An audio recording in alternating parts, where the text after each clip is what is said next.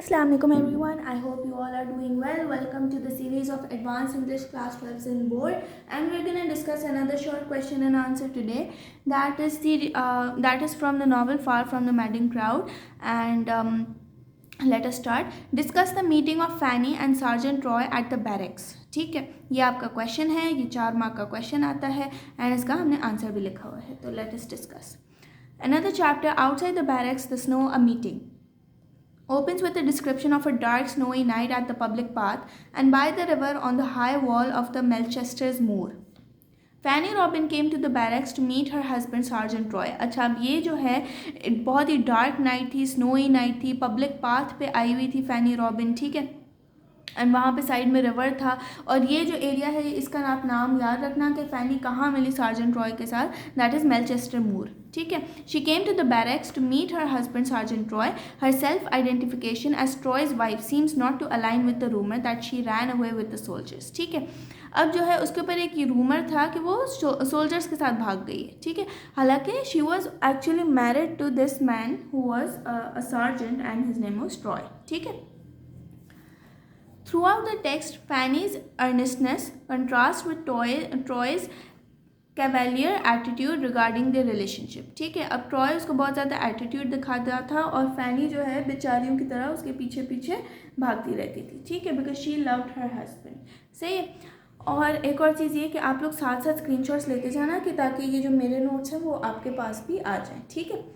There was something, अब ये novel से मैंने लिया है. There was something in the tone of a woman which is not that of a wife, and there was a manner in a man which is rarely a husband's, ठीक है.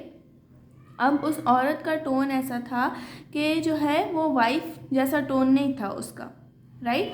और जो उस मर्द का टोन था, जो सार्जेंट ट्रॉय का जो मैनर था, that was not like that of a husbands, ठीक है. तो दोनों लग ही नहीं रहा था कि मियाँ बीवी हैं, लग ही नहीं रहा था कि उन दोनों की शादी हुई हुई है. वो लोग बिल्कुल भी फ्रैंक नहीं थे आपस में, बिल्कुल भी अनकम्फर्टेबल थे एक दूसरे के साथ, राइट.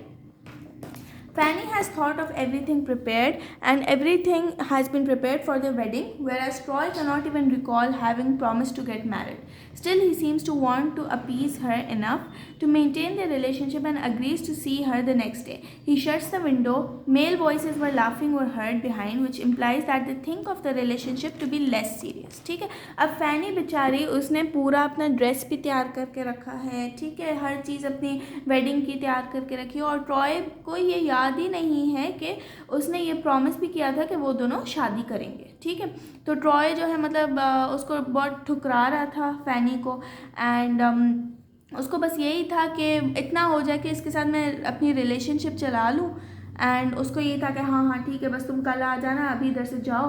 और वो विंडो को भी शट करके चला जाता है एंड पीछे से जो है सारे सोल्जर्स हंस रहे होते हैं, मजाक उड़ा रहे होते हैं. तो मतलब फैनी को यही लगता है कि मेरी रिलेशनशिप सीरियस नहीं है और ये इंसान मुझसे प्यार नहीं करता, ठीक है. अब आप लोग इसका स्क्रीनशॉट ले लें अगर अभी तक नहीं लिया, तो फिर I move on to the next page. Hopefully आप लोगों को समझ आ गया होगा.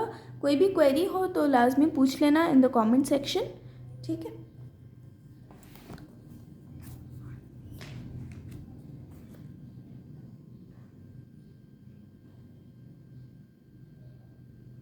चलिए जी, लेट्स मूव ऑन.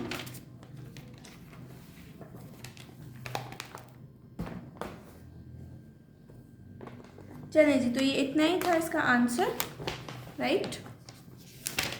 इतना ही था इसका आंसर. ये शॉर्ट क्वेश्चन है, एक पेज का answer is more than enough. साथ में एक कोटेशन डाल दिया आपने, पूरा अच्छे से डिस्क्राइब कर दिया कि मीटिंग में क्या हुआ, कहाँ पे हुई मीटिंग, ठीक है. उसके बाद जो है दोनों के बिहेवियर्स कैसे थे, क्या क्या बात हुई. बात तो इतनी कोई ख़ास हुई नहीं क्योंकि ट्रॉय ने बेचारी को मुँह ही नहीं लगाया और फिर जो है सोल्जर्स हंसना शुरू करे. So that was all and बाकी मिलती हूँ आप लोगों से नेक्स्ट वीडियो में. टिल देन टेक केयर, अल्लाह हाफ़िज़.